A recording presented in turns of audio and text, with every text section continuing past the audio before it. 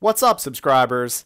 In this video, we'll be talking about some recent updates for InspireMD, trading under the ticker NSPR. But first, if you haven't already, be sure to subscribe so that you get notifications about our future videos talking about the stock market and personal finances. And while you're down there, if you haven't already, be sure to check out the links in the description to get your free shares of stock from Webull whenever you open and fund your account, as well as $10 of free Bitcoin from Coinbase whenever you open your account and make your first $100 purchase of cryptocurrency.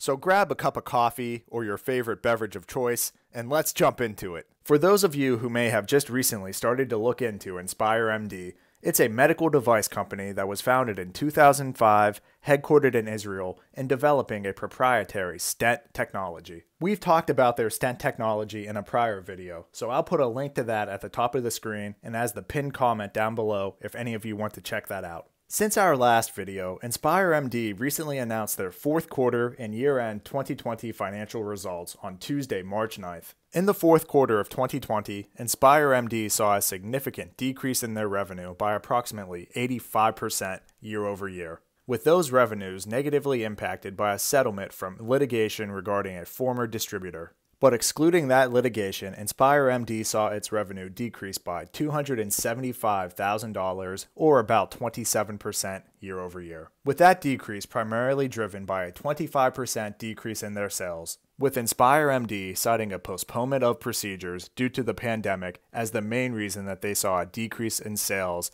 of their stent technology. And InspireMD ultimately saw their gross profit decrease to a negative $390,000, as well as total operating expenses for the fourth quarter increasing to $3.3 million.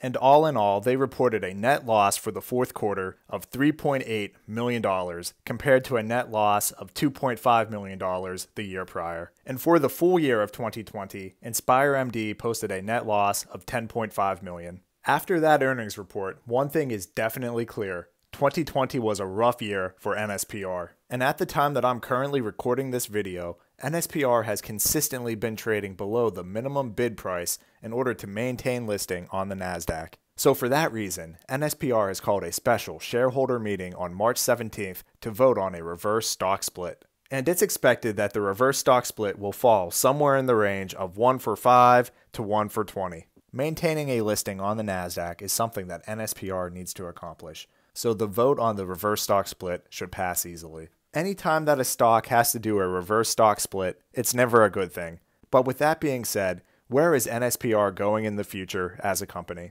Ultimately, I think that's going to depend on how quickly they can get FDA approval. InspireMD is currently waiting on FDA approval to expand into the United States, a market that will offer immense potential for them to grow. And with the pivotal FDA study currently ongoing, at this point I believe it's only a matter of time until InspireMD receives FDA approval. When FDA approval ultimately comes and we emerge through the pandemic, which has definitely blunted elective procedures, I believe that both of these could be huge catalysts for InspireMD. But in the meantime, here in the short term with a reverse stock split looming, it may be rough to be an InspireMD shareholder. What are your thoughts about InspireMD?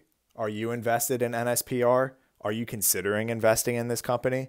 Where do you think the share price is going over both the short term and the long term? And what are your thoughts on this likely reverse stock split? Be sure to comment down below and let me know what you think. And while you're down there, if there are any other stocks or topics that you would like me to talk about in a future video, please feel free to comment that down below as well. As a reminder, this video is for entertainment purposes only. I am not a certified financial planner. I'm a resident physician with an interest in personal finances and investing. Please make sure you're doing your own research before you make any financial decisions. And please be sure to smash that like button and click on the subscribe button for the YouTube algorithm and to help support my channel. Thanks everyone. Have a great day.